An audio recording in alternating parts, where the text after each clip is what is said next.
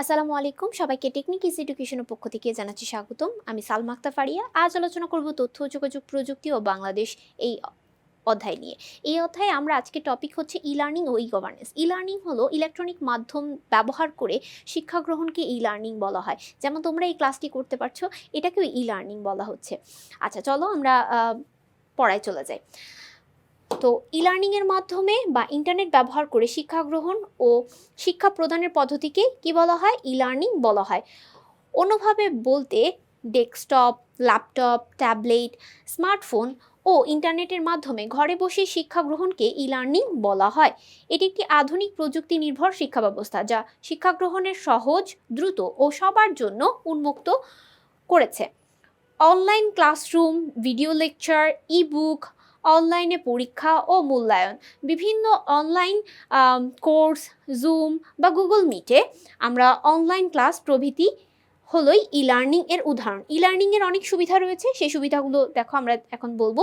এটা অনেক আধুনিক, সহজলভ্য, কার্যকর শিক্ষা ব্যবস্থা হিসাবে ই লার্নিং এর মাধ্যমে অনেক সুবিধা সমূহ আমরা পেয়ে থাকি। এক নাম্বারেই হচ্ছে নিজের সুবিধা মতো যে কোনো সময় আমরা পড়াটা শিখতে পাচ্ছি। এছাড়াও যে কোনো স্থানে, যেমন ঘরে বা দূরে কোথাও বসেও তুমি শিক্ষা গ্রহণ করতে পারছো। যাতায়াত, বই এবং আবাসনের খরচ কম, তুলনামূলকভাবে আমাদের পড়াশোনার খরচটা এখানে কমে আসছে। এছাড়া নিজের সুবিধা মতো রেকর্ডিং, লেকচার, ভিডিও বারবার তুমি চাইলে দেখে নিতে পারছো ই লার্নিংয়ের মাধ্যমে। এখন আমরা ই গভর্নেন্স নিয়ে আলোচনা করব। ই গভর্নেন্স হচ্ছে গুড গভর্নেন্সের একটি অংশ। অর্থাৎ আমরা এখন ইলেকট্রনিক মাধ্যমে যে আমাদের সরকারি যে ব্যবস্থাগুলো আমরা দেখতে পাচ্ছি সেটাকেই হচ্ছে ই গভর্নেন্স বলা হয়। প্রথমে ই গভর্নেন্স হচ্ছে এমন একটি ব্যবস্থা যেখানে তথ্য ও যোগাযোগ প্রযুক্তি ব্যবহার করে সরকারি সেবা, তথ্য, কার্যক্রম জনগণের কাছে দ্রুত, সহজ ও স্বচ্ছভাবে পৌঁছে দেওয়া। এটি আধুনিক প্রযুক্তি নির্ভর সরকারি পরিচালনা ও জনসেবার একটি কার্যক্রম পদ্ধতি। সরকারি তথ্য ওয়েবসাইটে প্রদান, অনলাইনে আমরা হচ্ছে পাসপোর্ট, ভিসা আবেদন, জন্ম নিবন্ধন, ট্যাক্স এর পরিশোধ প্রভৃতি ই গভর্নেন্সের উদাহরণ। অর্থাৎ তুমি ঘরে বসে এখন অনলাইনে পাসপোর্টের আবেদন করতে পারছো, ওয়েবসাইটের বিভিন্ন সরকারি তথ্যগুলো পেতে পারছো। এছাড়া তুমি ভিসার আবেদন করতে পারছো ঘরে বসে, তোমাকে কোনো অফিসে যাওয়া লাগবে না। তুমি জন্ম নিবন্ধনের অ্যাপ্লাইও তুমি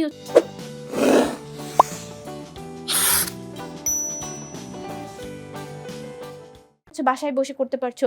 এছাড়া বিভিন্ন ধরনের যে বিলের পরিশোধ, যেমন গ্যাস বিল, পানির বিল, এই সকল বিলগুলো কিন্তু তুমি ঘরে বসে করতে পারছো শুধুমাত্র ই গভর্নেন্সের মাধ্যমে। ই গভর্নেন্সের লক্ষ্য কি সেগুলো আমরা এখন জানবো।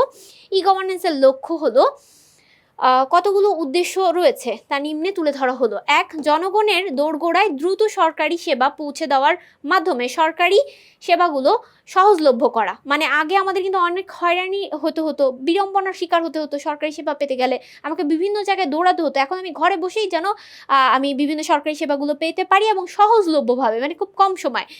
আচ্ছা, সরকারি কাজকর্মের স্বচ্ছতা নিশ্চিত করা, মানে ট্রান্সপারেন্সি যাতে থাকে, যাতে কেউ চুরি না করতে পারে সরকারি কাজের মধ্যে, সেই জিনিসগুলো এখন আর কি আমাদের ই গভর্নেন্সের মাধ্যমে চালু হয়েছে। দালাল ও অনিয়ম কমিয়ে দুর্নীতি হ্রাস করা। আমাদের বিভিন্ন সরকারি কাজে আমরা অনেক ক্ষেত্রে দেখি যে দুর্নীতি হচ্ছে, সেই ক্ষেত্রে দুর্নীতি হ্রাস করার জন্য ই গভর্নেন্স চালু করা হয়েছে।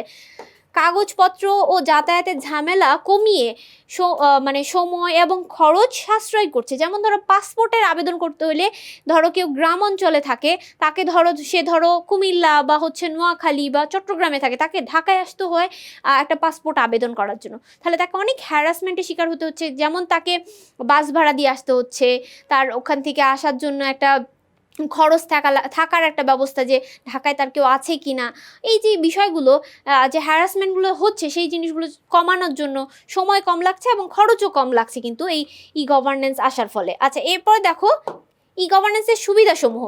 ই গভর্নেন্স থেকে নিম্নোক্ত সুবিধা পাওয়া যায়। এক, ঘরে বসে অনলাইনে সরকারি সেবা গ্রহণ করা যায়। দুই, অল্প সময়ে বিভিন্ন সরকারি সেবা পাওয়া যায়। তিন, সরকারি সেবা কর্মক্ষেত্রে স্বচ্ছতা ও জবাবদিহিতা বৃদ্ধি পায়, ওই যে ট্রান্সপারেন্সিটা থাকে আর কি এখন ই গভর্নেন্স চালু করার ফলে। দুর্নীতি হ্রাস পায়।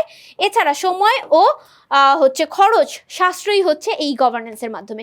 আশা করি ই গভর্নেন্স ও আমাদের ই লার্নিং সম্পর্কে তোমরা এই ভিডিও দ্বারা বুঝতে পেরেছো। সবাই ভালো থাকবে, সুস্থ থাকবে। আজ এই পর্যন্তই। আসসালামু আলাইকুম রহমতুল্লাহি ওয়া বারাকাতুহু।